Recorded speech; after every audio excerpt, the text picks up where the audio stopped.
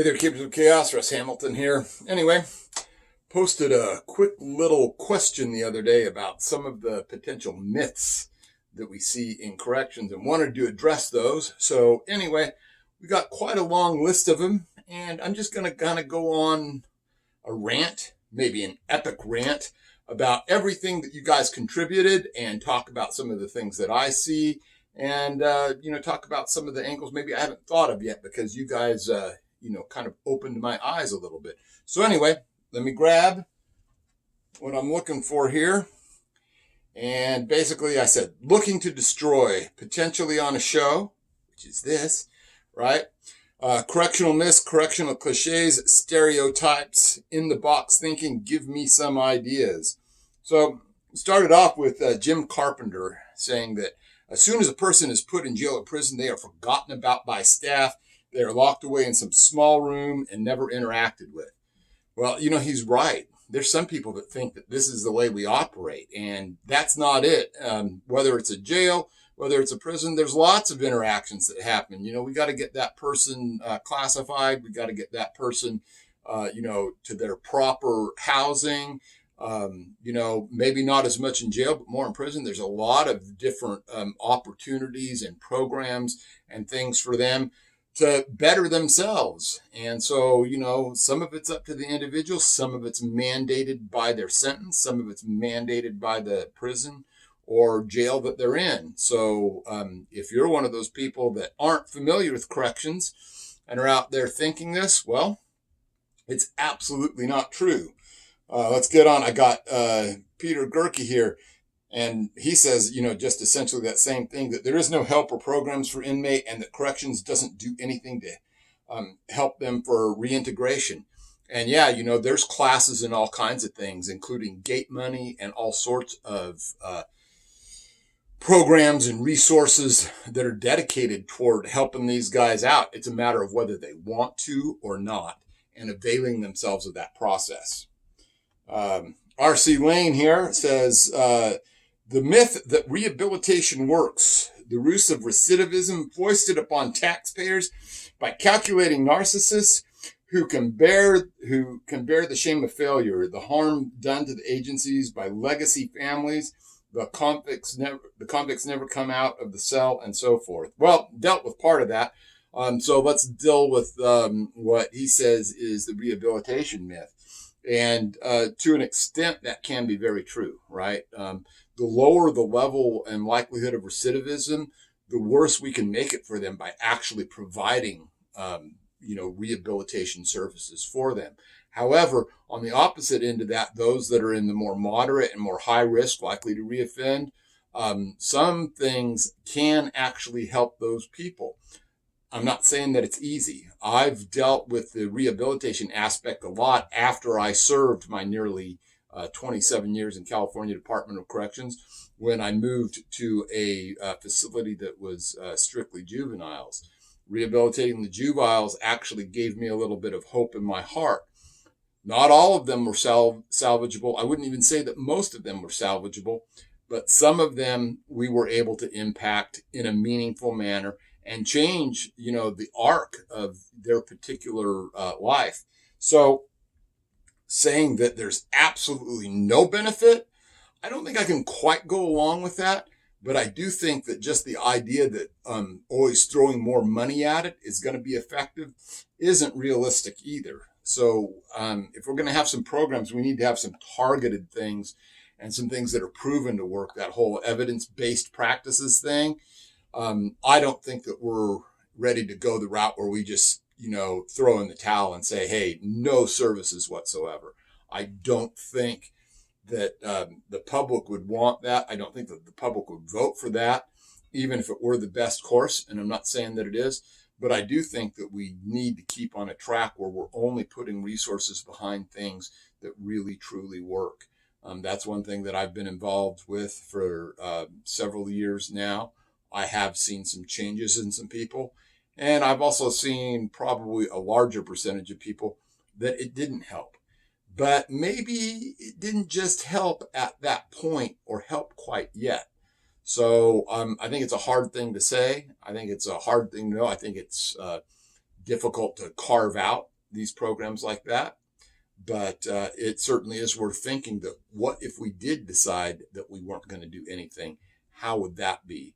But I don't think that we should be doing that. I think that what we're going to have to eventually do in corrections is to have people at our level, the correctional officers, the sergeants and stuff, step up to a point where we're involved in that process so we can have a place at the table to say what goes on and be able to actually curb some of that stuff back to make accountability something that happens more often than not. I think that that's going to have to happen within the arc of those programs, though, because I don't think you're going to see any serious effort toward doing away with them. So I think that, I just talked in a complete circle there. But if someone's got some better ideas, they should talk about it down below. I'll interact. I'll come back and we'll see where it leads from there. But I do think that there does need to be some sort of framework for some sort of way to influence some of the people that are salvageable. All right. Let's see. Peter Gerke says, I think these topics, the misconception of being locked away and forgotten, should be addressed, which is kind of what we talked about before on he and R.C. Lane and Jim Carpenter all kind of commented on that. I'd like to talk about one particular aspect. One thing that we hear a lot is we hear that term isolation. We hear that term solitary confinement. None of those things are real, right? They just aren't. And the idea that, we're depriving people of sensory input and communication with other human beings is ridiculous. There are places, especially like in New York right now, and they're on the march and they're going to do away with solitary confinement. And there is no solitary confinement. It does not exist. And then I have officers say, well, what about SEG? I said, do you see people being deprived of human contact there? Actually, what you're doing is you're taking someone else's definition and you're applying it to words that mean something else. Words mean things, just maybe not what you think they mean. So in the United States, there's no solitary confinement. There's no isolation, in spite of what people might tell you to the contrary. Moving on. Let's see. How about commissary purchase funded by their families, making the families continuing victims? That kind of goes to the point about, enabling and inmates being involved and being as manipulative as they are. Sometimes with their families, the only reason that they care about their family is when they're on the inside and they continually want money on their books. I've seen guys claim that they were going to be jumped or stabbed or everything else just to get money on the books so they could buy more dope. It's pretty common, but I think that's kind of like, there's not much of a way for us to truly get involved in that. Let's see. And that one was from Malcolm Beach. And he also says, another thing, programs 2 or 3 hours a day longer will not reverse a lifetime of criminal thinking and behavior. That's true. I do think, though, that we do need those programs in a way to salvage some people. But the idea that we're always going to be able to salvage everybody, that's an infantile look at reality. We're going to be able to offer something to some people that will avail themselves of it, and that's about it. All right. Also, Malcolm Beach mentions here, COs target poor, mistreated inmates. In truth, we really don't care enough to target them. Not only do we not target them, I can't tell you the number of inmates that I've saved from potential assaults and other things, the number of things that I've investigated and been able to actually improve their lot.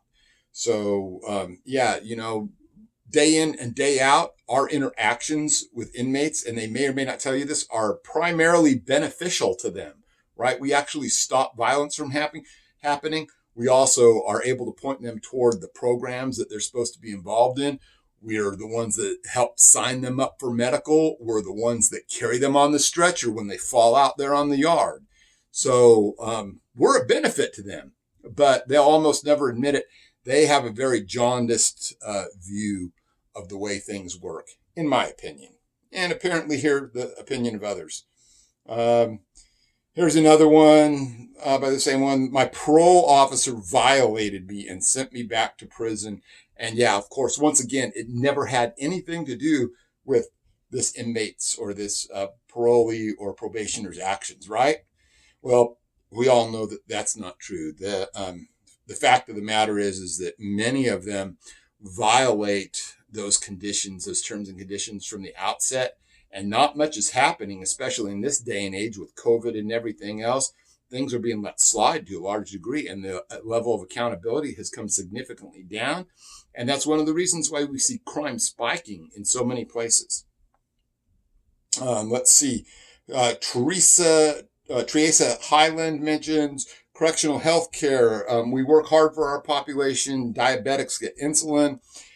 Hep C people get treated. We don't just let them suffer. And that's true. I mean, when you work inside of any of these facilities, you'll see time and time again, people coming through and making sure that they get to their medical appointments, making sure that care is being rendered. Sometimes even some of it life-saving and CPR. I mean, I've seen that dozens and dozens of times through my career. So, these inmates, what they tell their families is going on the inside and what's really happening, two very, very different things. And yet we bear the brunt of all of the animus from especially the political types who rain it down on the administrative types, who rain it down on the managerial types. Who's left at the bottom? We are. Okay. That's about it for that one. But I think we did some of those stereotypes. I'll talk about one that really kind of pushes my button from time to time, though, is, people calling us babysitters, right? Well, you know what? Crime does not stop because someone has been through the process of a trial and then being sentenced. It just simply doesn't work that way. It also doesn't stop just because they're arrested for the moment.